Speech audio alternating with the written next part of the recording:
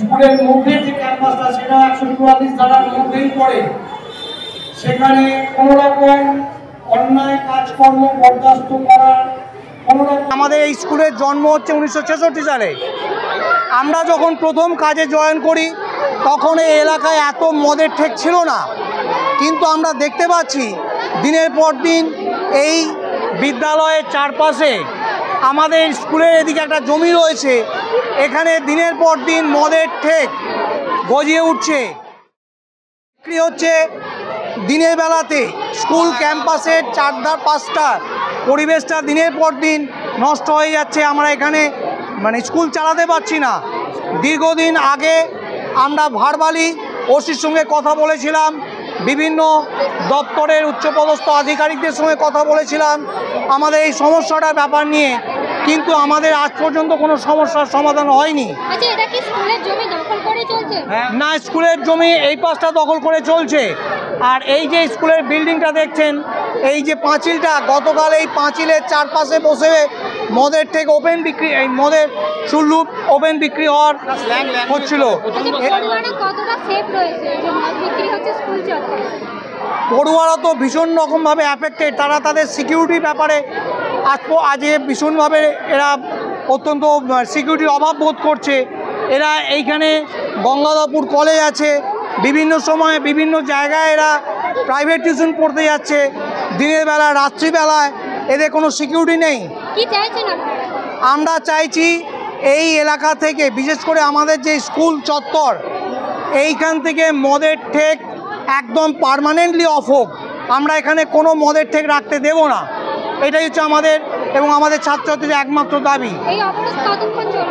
এই অবরোধ যতক্ষণই চলবে, যতক্ষণ না আমাদের প্রশাসনের উচ্চপদস্থ ব্যক্তিরা আসবে এবং আমাদের লিখিতভাবে প্রতিশ্রুতি দেবে যে আগামী দিনে আমাদের বিদ্যালয়ের চত্বর সুস্থ থাকবে, আমাদের বিদ্যালয়ের আশপাশের পরিবেশ সুস্থ থাকবে, এখানে কোনো মদের ঠেক, কোনো চুল্লুর ঠেক এখানে বসাতে দেয়া হবে না প্রশাসনের তরফ থেকে।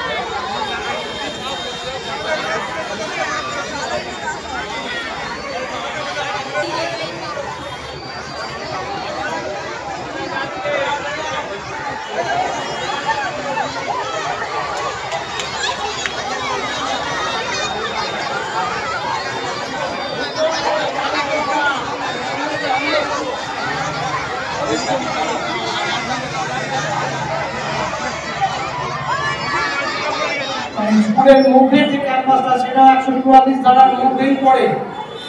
সেখানে কোনো রকম অন্যায় কাজকর্ম বরদাস্ত করার কোনো রকম সিভিক পুলিশ থাকাকালীন মদের বিক্রি হয়, সিভিক পুলিশ থাকাকালীনও এখানে মদ বিক্রি হয় এবং সিভিক পুলিশ থাকাকালীন এমনি পুলিশ থাকাকালীন মদ বিক্রি হয়। দুদিন বন্ধ থাকে, তৃতীয় দিন পর থেকে আবার সেই মদের ট্রেক একইভাবে চলতে থাকে। আমাদের সিভিক পুলিশ থাকাকালীনও মদ বিক্রি হয় এবং পুলিশ দাঁড়িয়ে থাকাকালীনও মদ বিক্রি হয়।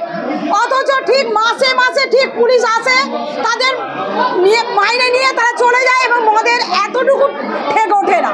2-4 দিন বন্ধ থাকে, আবার যথারীতি। আচ্ছা, এখন তো দেখলাম পুলিশ এসেছে, তাহলে কি আশ্বাস দিচ্ছেন আমরা আপনার চাইছি একটা সুবিচার হোক, অন্তত পার্মানেন্টলি একেবারে আমাদের স্কুলের আঙ্গিনা থেকে মদের ভাটিটা উঠে যাক, একটা সুন্দর সুস্থ স্কুল পরিবেশ গঠিত হোক।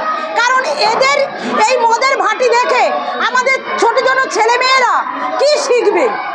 তারা এখানে মদের যে ভাটি বা মদ বিক্রি হচ্ছে, ছোট ছোট ছেলেমেয়েরা এখান থেকে শিক্ষাটা কি পাবে?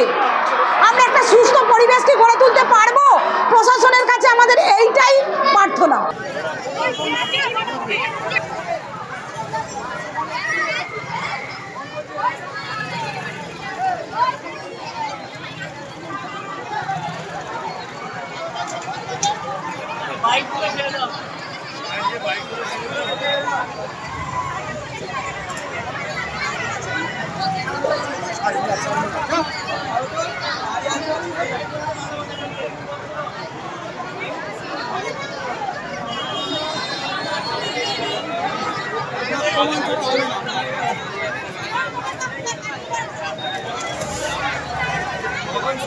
না?